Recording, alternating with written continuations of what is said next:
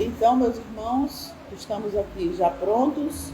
E a propósito, irmãos mesmo, porque é interessante que a nossa presidente, Fátima, instituiu a chamarmos de família Seda. Achei muito interessante, isso é bem aconchegante, né? Bem próprio da casa. E aqui, quando estamos reunidos para o estudo do Evangelho, a paz, a luz de Jesus se faz presente. E quando nos concentramos na lição do dia e tentamos extrair alguma coisa assim, e de repente vem uma novidade para o nosso coração, né? Isso nos causa uma alegria muito grande. E essa alegria, ela faz com que a nossa luz, aquela luzinha que temos lá dentro, ela brilhe. Aquela luz que Jesus diz, brilha a nossa luz.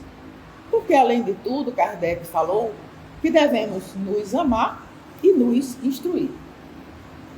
E então, antes de tudo, de começarmos o estudo de hoje, vamos pensar intimamente lá com os nossos pensamentos voando para aquelas horas em que Jesus pregava lá no mar da Galileia, aquela paisagem tão linda, como se lá estivéssemos. E por um segundo aquela luz nos atinge e dizemos: Senhor, aqui estamos. E os teus ensinamentos calem nos nossos corações, fazendo-nos mudar, fazendo-nos instrumentos, Senhor. Dai-nos alguma tarefa, despertai-nos a cada momento para olharmos ao nosso lado, esquecendo-nos de nós, que possamos ver o outro sempre. Ajuda-nos, Senhor, e que a tua luz, tu que és o mestre, o governador deste planeta, possa orientar, através dos teus mensageiros, os governantes dessas nações, para que promovam a paz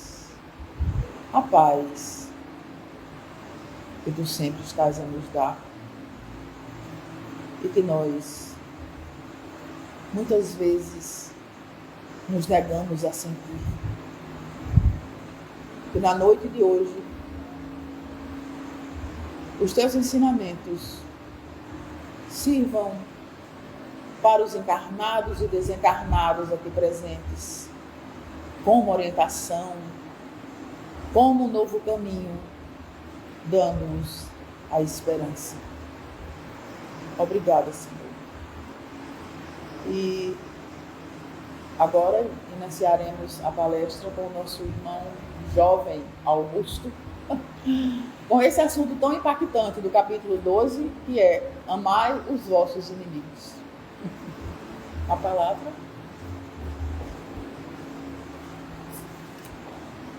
Boa noite. A casa está cheia? Deixa eu ajeitar aqui.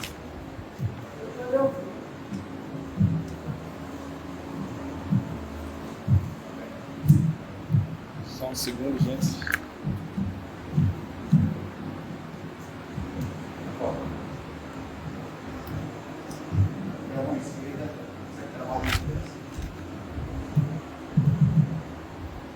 Vocês conseguem me ouvir? Boa noite àqueles que estão pelo Instagram. E fazer hoje, gente, uma reflexão sobre um tema polêmico. Muitos de nós não gostamos desse assunto, achamos muito difícil. Porém, nos tempos de hoje, nunca foi tão necessário. Existem pessoas que falam que o Evangelho do Cristo, ele é algo antigo, é algo que, assim, não se aplica nos dias de hoje. Só que um tema como esse, amai os vossos inimigos, nunca foi tão necessário. Nós vivemos um momento, gente, que olhamos para os nossos irmãos e vemos inimigos por questão de opinião política, opinião de estilo de vida, por vários tipos de situações em que nós nos enxergamos como inimigos. E aqui a palavra inimigo ela tem que ser interpretada de uma forma ampla. Inimigo não é só aquele vilão de filme, é todo aquele que se opõe ao nosso coração, muitas vezes de forma inaudita, muitas vezes de forma sutil. Quantos e quantos inimigos nós não nos defrontamos no dia a dia? Às vezes dentro de casa mesmo, no trabalho, na universidade, na escola, na rua, os nossos vizinhos, no trânsito. Então, é um tema que é muito atual e se encaixa nas nossas vidas e é necessário. Só que geralmente a gente se afasta um pouco desse tema, né? A gente não dá tanto ouvidos, porque ele é difícil. Muitas vezes a gente não consegue amar as pessoas da nossa família, as pessoas que nos amam. Como é que eu vou conseguir amar um inimigo? Uma pessoa que me quer mal? Então, antes de qualquer coisa, no Evangelho segundo o Espiritismo está no capítulo 12, e na Bíblia Sagrada, para você ver a importância dessas palavras de Jesus. 2 apóstolos registraram essas palavras do Cristo. Tanto Mateus quanto Lucas, eles colocaram esse ensinamento do Cristo no Evangelho deles. Então é algo relevante, muito relevante. E o Evangelho diz o seguinte: ouvistes o que foi dito, amarás o teu próximo e odiarás o teu inimigo.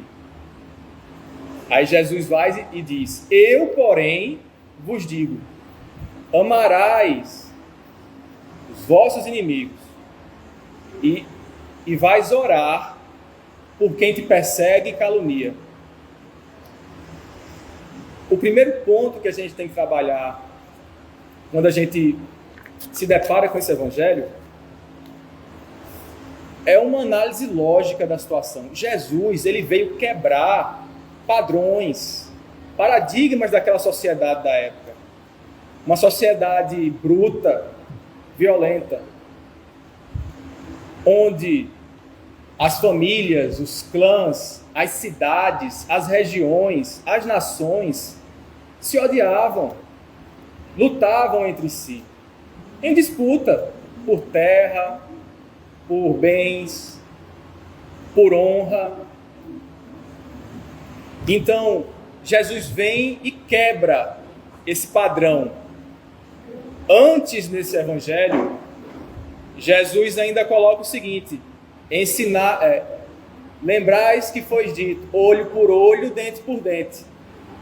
Eu, porém, vos digo, se alguém bater na tua face, apresentai a outra. Percebem que Jesus o tempo todo vem quebrar os padrões que são colocados. Então,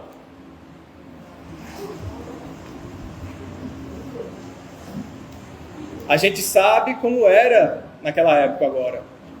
Hoje em dia mudou muita coisa. Hoje em dia, como é que a gente enxerga as pessoas, digamos assim, que são contrárias a nós? Inimigas. A gente já se enche de amores por elas? A gente perdoa facilmente? Ou a gente continua tendo aqueles sentimentos de rancor, de ódio, de desprezo, de vingança? Ao fazer a leitura desse evangelho para hoje, e eu tento fazer como deve ser feito, a gente tem que fazer o evangelho para a gente, não é pensando nos outros.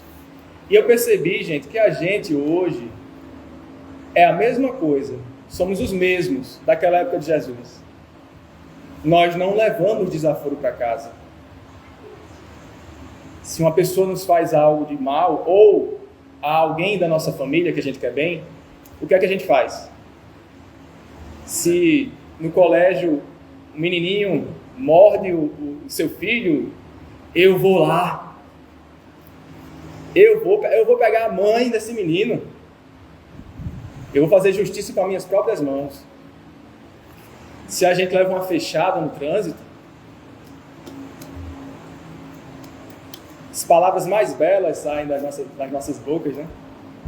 Se a gente tivesse a oportunidade de colocar as mãos naquela pessoa, o que é que a gente faria? Então nós somos os mesmos. Mas aí vem o questionamento do Cristo. O que fazeis de diferente? Se amar aquele que nos ama, os publicanos fazem, os fariseus fazem, as pessoas de má fé fazem, de má vida fazem. O que é que nós fazemos de diferente delas? É muito fácil amar quem nos ama. A gente já ouve muito falar isso, né? Até o bandido mais malvado, ele ama a mãe dele. Ele tem alguém que ame, ou alguma coisa, às vezes é um animal de estimação, às vezes é um objeto. Então, se essas pessoas que Jesus exemplifica na época, o publicano é o cobrador de impostos que ninguém gosta, o fariseu é aquele religioso que só presta atenção nos cultos exteriores. Se essas pessoas também amam seus familiares, as pessoas que os amam, o que é que nós, discípulos do Cristo, fazemos de diferente deles? Não é um questionamento intrigante? E aí eu trago uma diferenciação. Eu falei discípulos, porque nós somos todos discípulos do Cristo. Eu, discípulo, não, eu sou cristão, eu sou espírita. Então é discípulo. Discípulo é aquele que está aprendendo. É o aprendiz. Apóstolo já é aquele que é mandado em nome do Cristo para evangelizar. Mas discípulo é aquele que aprende. Então todos nós somos discípulos do Cristo. E ele pergunta: e vós, discípulos, o que fazem de diferente? Será possível que a gente, que se diz cristão, que se diz espírita, verdadeiros discípulos de Jesus, nós não fazemos nada a mais? E nesse ponto eu quero trazer, e gente, não são minhas palavras, tá? Eu estou me apoiando aqui em Kardec, em Emmanuel, e vou trazer agora aqui um trecho de um texto de Emmanuel, no livro Fonte Viva. Emmanuel já questiona no texto 96, que tem o título Além dos Outros, ele já diz que Jesus, ele espera algo mais dos discípulos. O homem vulgar, o homem comum, de muitos milênios para cá, vem comendo e bebendo, dormindo e agindo, sem diferenças fundamentais na ordem coletiva. De 20 séculos para cá, todavia, o que é que aconteceu 2000 anos atrás, gente? A luz veio à Terra. Então ele diz, de 20 séculos para cá, a abençoada luz resplandece na Terra. Os ensinamentos do Cristo, convidando-nos a escalar os cimos da espiritualidade. As montanhas da espiritualidade, nós temos que escalar essas montanhas. Nem todos percebem, porém, nem todos apercebem a luz do Cristo. Não obstante essa luz envolver a todos. Mas para quantos se felicitam em suas bênçãos extraordinárias, surge o desafio do Mestre, indagando sobre o que de extraordinário, o que de diferente estamos fazendo. Então essa primeira reflexão que eu trago, da mesma forma que aqueles exemplos que o Cristo deu, o publicano, o fariseu, o pagão, Eles amam quem os amam, eles odeiam quem os odeia. Nós vamos fazer isso também? Nós, como discípulos do Cristo, vamos fazer tudo igual aos outros? E aí que vem o desafio do amai os vossos inimigos. O Cristo não veio para que a gente fizesse o mais fácil. Tudo que Jesus nos coloca no Evangelho dele, todas as parábolas, todos os ensinamentos, são desafios, não são coisas fáceis. O próprio Cristo foi crucificado. Mas não viemos aqui para facilidades. Eu trago aqui uma provocação que Emmanuel faz. E agora é no livro Pão Nosso. Perdão, é no livro Vinha de Luz. Emmanuel faz uma provocação. Nós somos cristãos, né? Nós somos espíritas. Nós enchemos a boca para dizer que somos espíritas, que estamos no caminho da luz. E Emmanuel coloca: em verdade, já sabem que a vida prossegue vitoriosa além da morte, que se encontram na escola temporária da terra, em favor da iluminação espiritual que lhes é necessária. Isso nós já sabemos. Que o corpo carnal é simples vestimenta a desgastar-se a cada dia. Que os trabalhos e desgostos do mundo são recursos educativos, então nós não reclamamos de nada que nos acontece na vida. Que a dor é o estímulo às mais altas realizações. Que a nossa colheita futura se verificará de acordo com a sementeira de agora. Que a luz do Senhor clarear-nos-á os caminhos, sempre que estivermos a serviço do bem.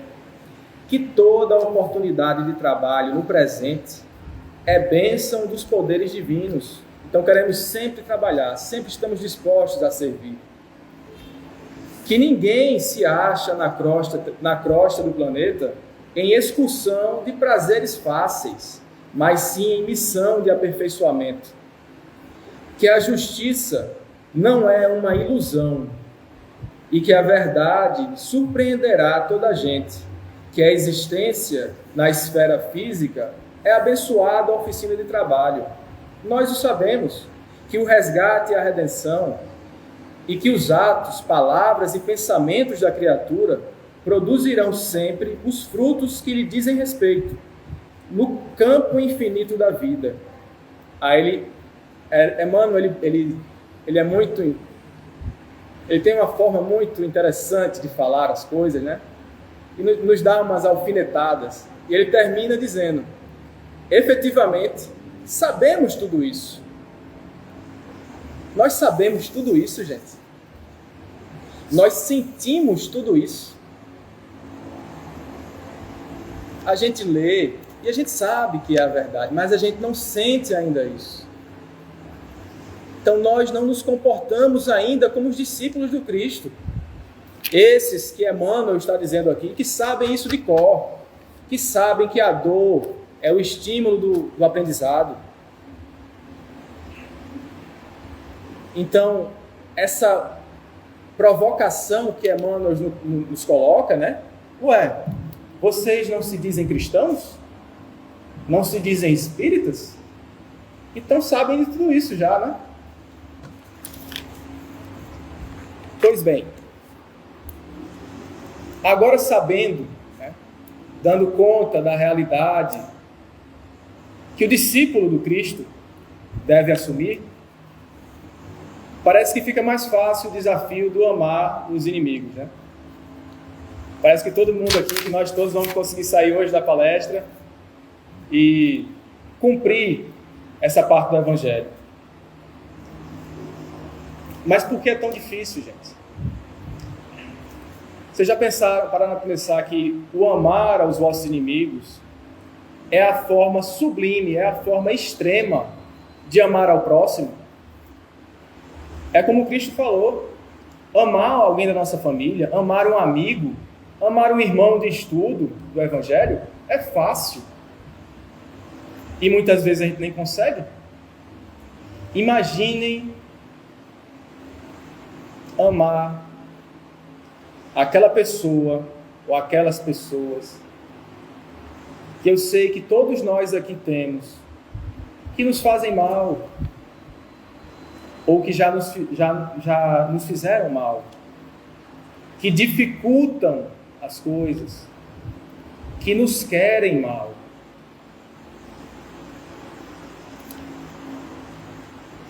É um desafio muito grande, mas é impossível? Vocês acham que se fosse impossível, o Cristo teria falado isso para nós?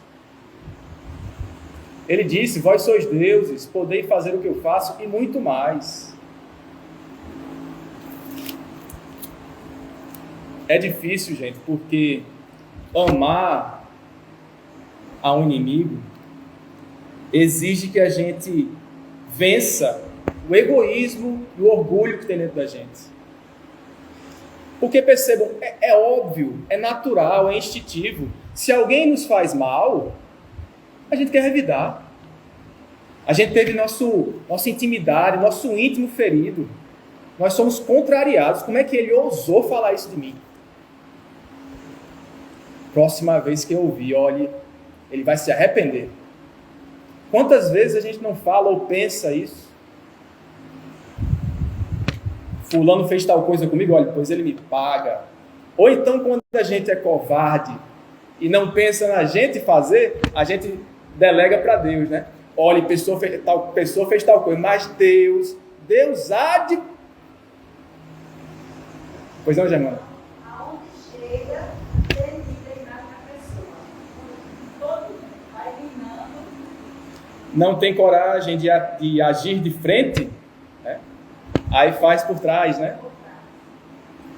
Difama a pessoa que é a sua inimiga, né? Mas entenda, isso tudo faz parte do nosso aprendizado. O Evangelho, ele vai fazer com que nós saiamos daqui curados nesse aspecto? Não. Mas toda vez que nós estudamos, toda vez que nós refletimos, conversamos sobre esse assunto, nós vamos reforçando essas ideias no nosso espírito, na nossa cabeça. E mais na frente, daqui a uma semana, daqui a amanhã, a gente tropeçar, a gente, quem sabe, não se levante mais rápido. A gente não se lembre do Evangelho de Jesus e se levante mais rápido. E a cada tropeço, a gente vai melhorando aos poucos. Essa é a função do Evangelho.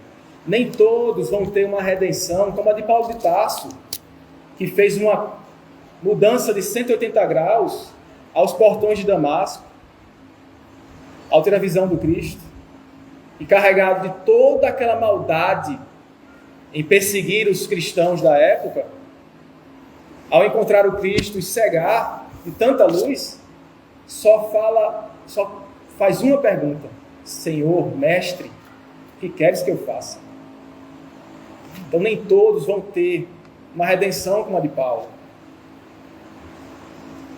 Nós temos que lutar vagarosamente, devagarinho, aos poucos.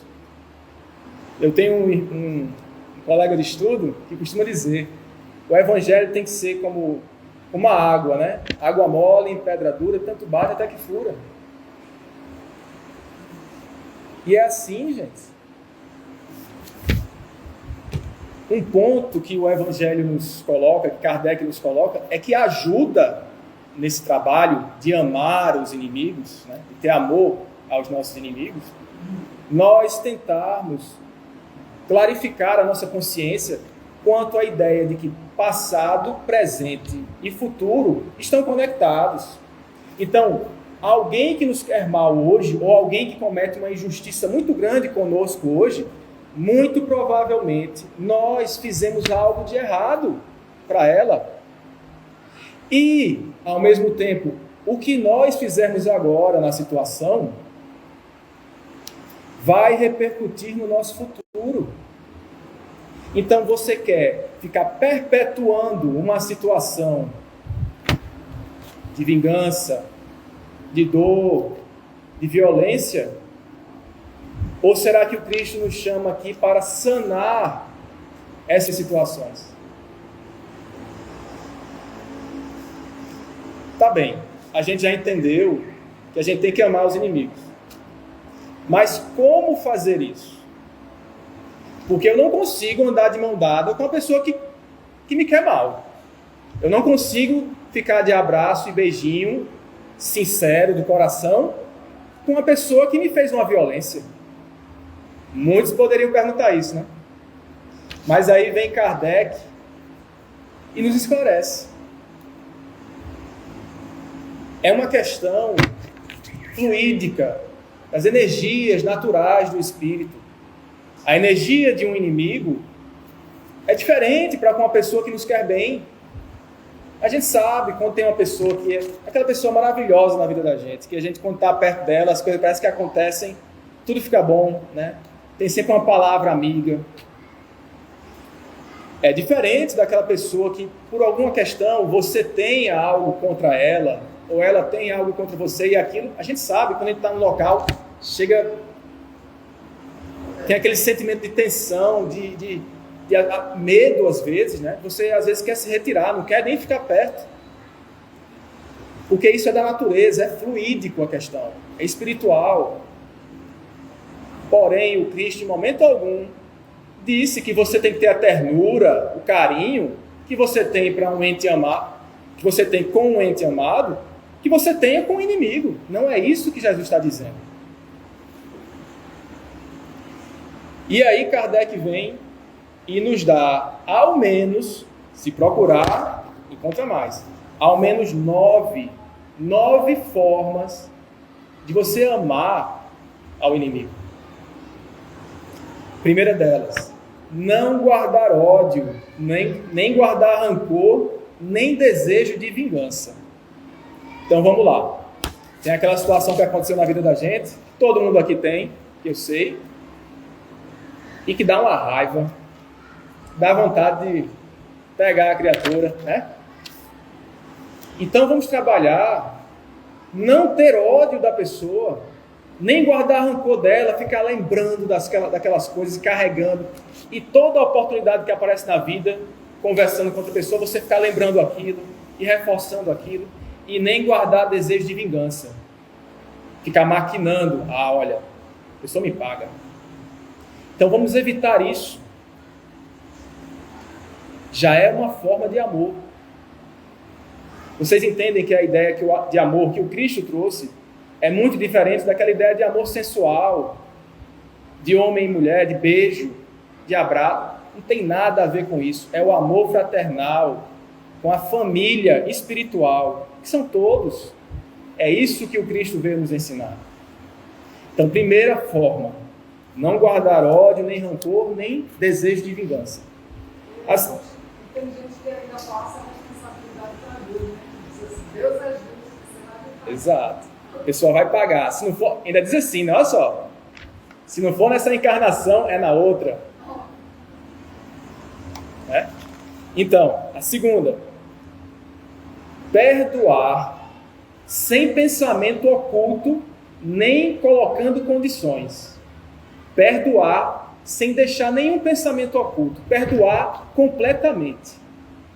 E sem impor condições.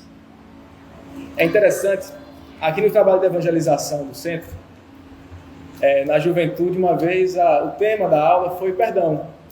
E aí a gente conversando com as crianças, com os jovens, né? Na juventude tem de 12 a 18 anos. E aí conversando sobre perdão, assim, aquelas perguntas bem diretas e básicas, porque criança não entende muito se você ficar enrolando, né? Aí foi perguntado assim, mas vocês acham que devemos perdoar, como Jesus diz, né? Para Pedro, não 7 vezes, mas 70 vezes 7, infinitamente você tem que perdoar. Aí uma das respostas foi engraçada assim, foi sim, mas, aí foi perguntar o que foi esse mais? Só se a pessoa merecer. Aí complica, né? Porque quem é que vai julgar? Né? Mas é a cabeça da criança, né? Você vê que ela já vai maquinando, já vai raciocinando essas coisas. Então, a importância da evangelização. Vamos lá, terceira. Quem é aqui que não pensa como essa criança, hein? Eu perdoo, mas só se acontecer tal coisa. A terceira forma de amar os inimigos: não opor obstáculos à reconciliação. Muitas vezes aconteceu algo ruim na vida, geralmente isso acontece muito em família, e a outra parte quer se reaproximar, você percebe que ela às vezes não sabe a forma adequada de chegar para conversar, mas você vê que a pessoa está inquieta, e você vai e coloca, não, só converso se você fizer assim, assim, assado. Então, não opor obstáculos à reconciliação. Abra os braços. Receba aquele movimento. Quantas vezes, gente, a gente não sabe, nessa situação agora, é a pessoa que se aproxima de você, mas em outras experiências, talvez você tenha muito mais dívidas do que ela. E você, por orgulho, diz, não, vai comer o pão que o diabo amassou. Quarta forma de amar os inimigos: desejar o bem. As outras até vai, mas essa aí, como é que eu vou desejar o bem para aquela criatura? Parece difícil, gente, mas nós conseguimos. Basta se esforçar. Coisa simples, não é querer que a pessoa ganhe na Mega Sena, não, queira só que a pessoa encontre o caminho dela. Vá com Deus, meu irmão. Encontre a paz no seu coração.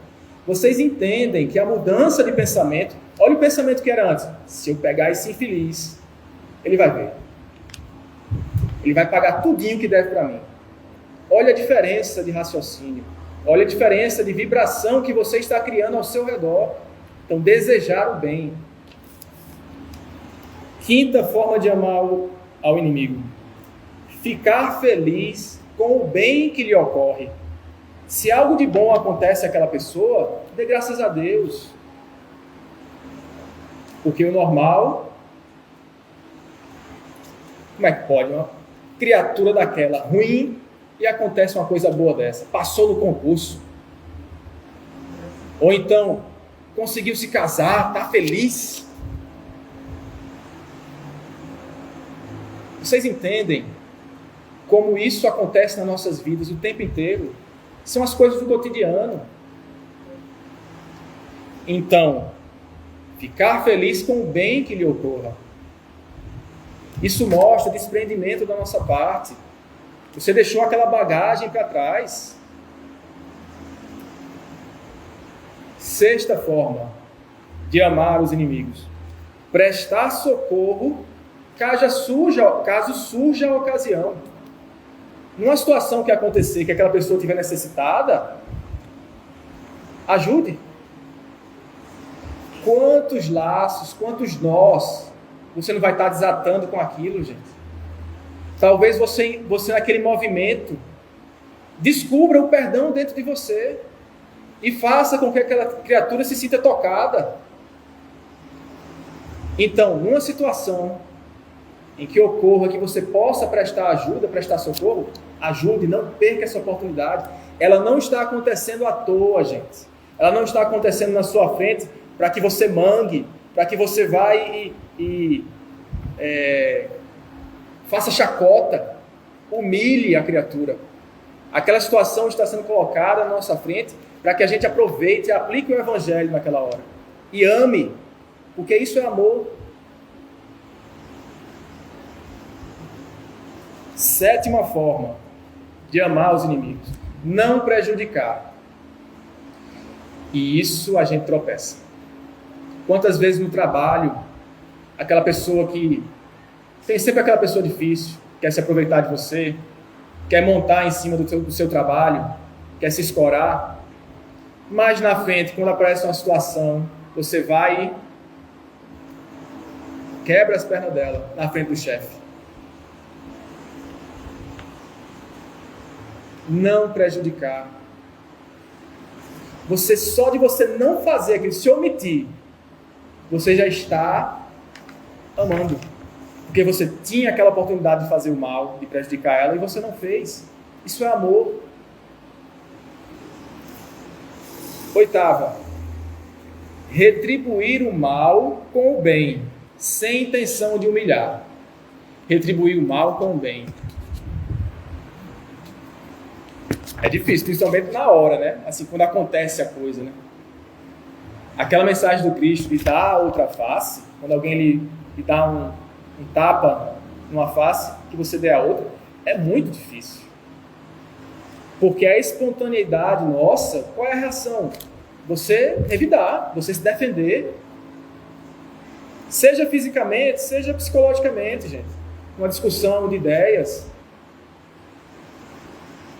Então, você revidar o mal com o bem exige um esforço, um movimento interno muito grande.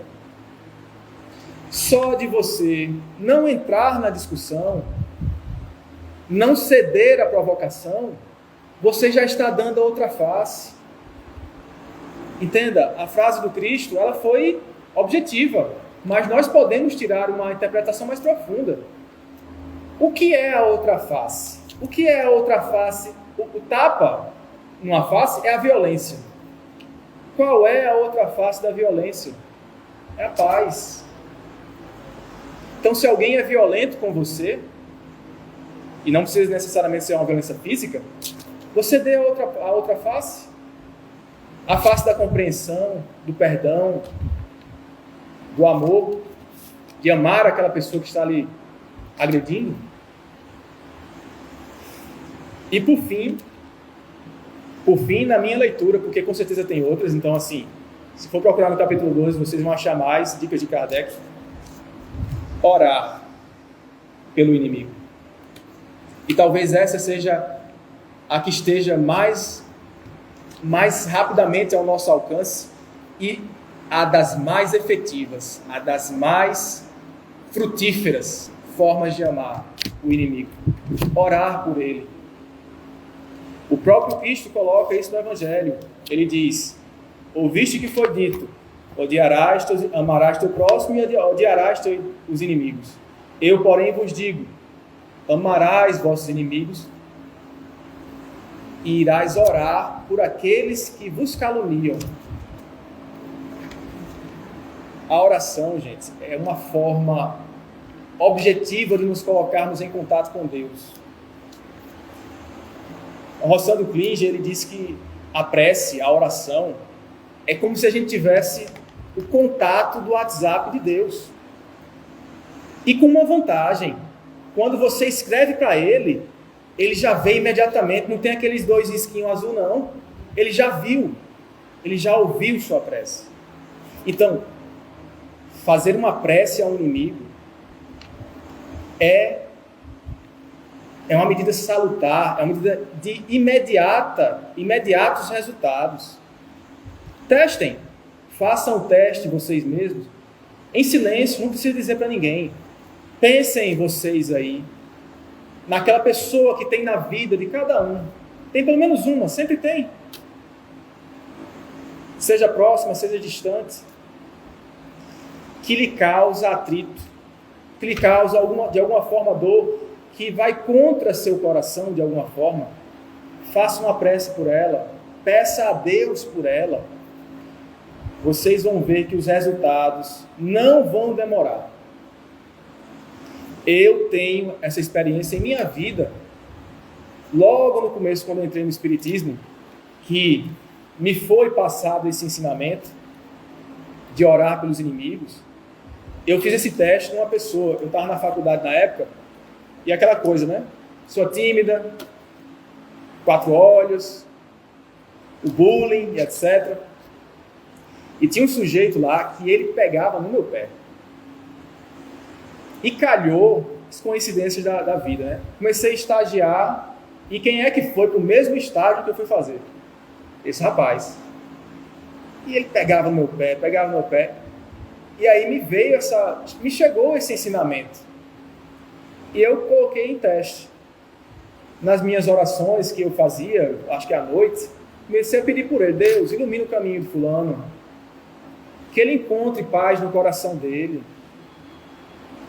que nós possamos formar uma amizade que seja.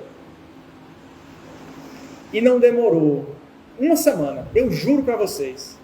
Eu estava na minha mesa, fazendo alguma anotação no trabalho, e esse rapaz chegou e: Ei, Augusto, nós estamos indo tomar um refrigerante ali no intervalo. Vamos? Do nada. Nunca tinha falado comigo de uma forma decente. Do nada. Do nada não, né? Nós sabemos por quê. Nossas preces são imediatamente atendidas. Imediatamente atendidas não, ouvidas. Porque muitas vezes nós pedimos coisas que não são boas para nós, né? Mas nossas preces são ouvidas. E se elas forem do coração, honestas, e forem para o nosso bem, elas são atendidas. Então, essa última forma de amar aos inimigos, ela é tão simples, não exige quase esforço. Será que o nosso orgulho, nosso egoísmo é tão grande que não nos permite nem tentar fazer uma prece, singela que for, por aquela criatura? Tentem. E aí eu vou trazer uma palavra de André Luiz, no livro Opinião Espírita, que fala sobre a questão da oração para os inimigos. E André Luiz diz o seguinte: Jesus não recomendou festejar os que nos apedrejam. Jesus não recomendou festejar os que nos apedrejam a consciência tranquila, e nem nos ensinou a arrasá-los, mas ciente de que não nos é possível concordar com eles, nem tampouco odiá-los, exortou-nos claramente: amai os vossos inimigos, orai pelos que vos perseguem e caluniam. É assim que a todos os necessitados difíceis, essas pessoas difíceis na nossa vida, das horas mais escuras, aos quais não nos é facultado estender o braço imediatamente, podemos amá-los em espírito, amparando-lhes o caminho através da oração. O que ele está dizendo aqui, gente, que muitas vezes aquela pessoa que tem em nossas vidas, o inimigo, a pessoa que é nosso adversário, a gente não vai poder imediatamente nos reconciliar com ele, a gente não vai conseguir imediatamente perdoá-lo, a gente não vai conseguir imediatamente se livrar do rancor, mas a gente pode começar pela oração, porque já é o primeiro passo, e está no próprio mandamento do Cristo: orai por aqueles que vos perseguem e caluniam. Ou seja, é um mandamento direto de Jesus. Já estou chegando na nossa conclusão, gente. O que é que me veio, a reflexão que me veio dessa leitura toda? Que amar aos inimigos é como se fosse um remédio. É um remédio de efeito salutar, tanto para o nosso físico, para o nosso corpo, mas especialmente para o nosso espírito. Para o nosso físico, quem gente sabe?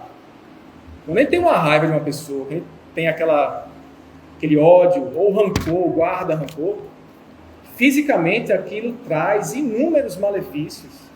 A gente sabe, taquicardia, você começa a suar frio, você se treme de raiva às vezes. Quando você guarda muita mágoa, muitas vezes tem doenças que surgem. Todos nós sabemos disso. Desde uma gastrite, uma úlcera, até um câncer. Isso já é catalogado, documentado cientificamente, estudado, que pessoas que levam uma vida mais leve, que perdoam, que têm o perdão como um estilo de vida, têm menos doenças. Pessoas que guardam mágoas, rancor, facilmente têm várias sequelas físicas, mas especialmente espirituais. Porque nós pensamos que os inimigos, eles estão aqui e vão ficar aqui, né? Mas o Espiritismo veio descortinar para nós a verdade, que todas as inimizades, todo o ódio, todos os inimigos que nós cultivamos, eles permanecem no mundo espiritual. E muitas vezes, aqueles que nós cultivamos aqui, ao se desprender do corpo físico, seja no sono, seja através do desencarne, começa um trabalho de obsessão. Em verdade, a maioria dos casos de obsessão, a quase totalidade, advém da vingança, do ódio que um espírito nutre pelo outro, e que se utiliza da condição de desencarnado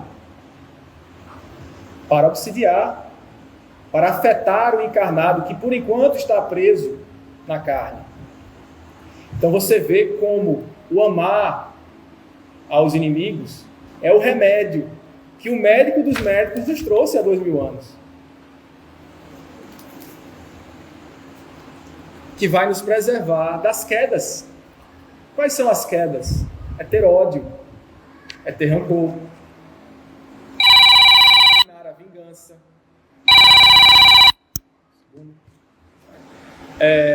maquinar a vingança, é desprezar aquela criatura. São quedas espirituais. Já para finalizar, tem um exemplo que Raul Teixeira traz quando trata desse assunto, que eu achei muito, muito bacana. Ele diz que quando nós infligimos um mal a uma pessoa, ou uma pessoa inflige um mal a gente, quando temos inimigos, adversários, é como se nós trocássemos energia. Eu pegasse um pedaço da minha energia e jogasse naquela pessoa. E ao mesmo tempo, um pedaço daquela pessoa, da energia daquela pessoa sai e vem para dentro de mim. É por isso que a gente meio que fica doente. E toda vez que a gente vê aquela pessoa, a gente se sente mal. A gente não consegue nem ficar no mesmo ambiente que aquela criatura está. Só de pensar naquela pessoa, é porque a gente está tendo essa troca doente de energia. E se a gente não aplicar o remédio, que é o Evangelho de Jesus, a gente vai carregar isso para o mundo espiritual. E o que é que Deus, na sua infinita misericórdia e sabedoria, faz? Se a gente não trabalhar logo essa questão, Deus vai e nos coloca na mesma família, para que através da convivência, do amor quase que obrigatório, natural, de pais para filhos, de irmãos, para que a gente possa se curar. Então é como se Deus nos jogasse, como se fôssemos pedras cheias de pontas, de arestas, e Deus nos joga num rio, que é a experiência encarnatória. E o rio, a água do rio vai abaulando as arestas, vai curando as feridas. E é por isso que a família é a instituição mais sagrada que existe, porque é através dela que as promessas que Jesus nos fez vão sendo cumpridas. E só para finalizar, gente, um trecho de um texto também de André Luiz, do livro O Espírito da Verdade. Ele faz esse questionamento, esse questionamento para que nós refletamos. Ainda que esteja diante daqueles que se mostram plenamente mergulhados na loucura ou na delinquência, fale no bem e fuja da crítica destrutiva, porque a sua reprovação não fará o serviço dos médicos e dos juízes indicados para socorrê-lo. E mesmo que a sua opinião seja austera e condenatória, nisso ou naquilo, você não pode esquecer que a opinião de Deus, Pai de todos nós, pode ser diferente. Então, gente, o que garante a nós que o nosso orgulho, que nossa vaidade estão certos. Que a nossa crítica, que a nossa posição dura em relação ao outro, ao inimigo, estão certos. Nós não sabemos o quadro todo. Nós não temos todas as informações. Então tenhamos um olhar caridoso para os nossos irmãos. É uma forma de amar os inimigos. É isso, gente. Eu trouxe para vocês. E todos nós sejamos abençoados no nosso Mestre Jesus. E eu agradeço mais uma vez a casa pelo convite. Uma boa noite a todos.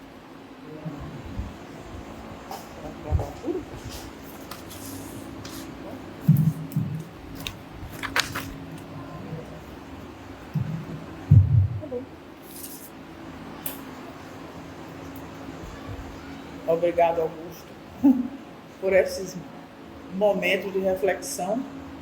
Pena que o tempo é curto, né? Mas que é um assunto assim, que à luz do Espiritismo é muito esclarecedor.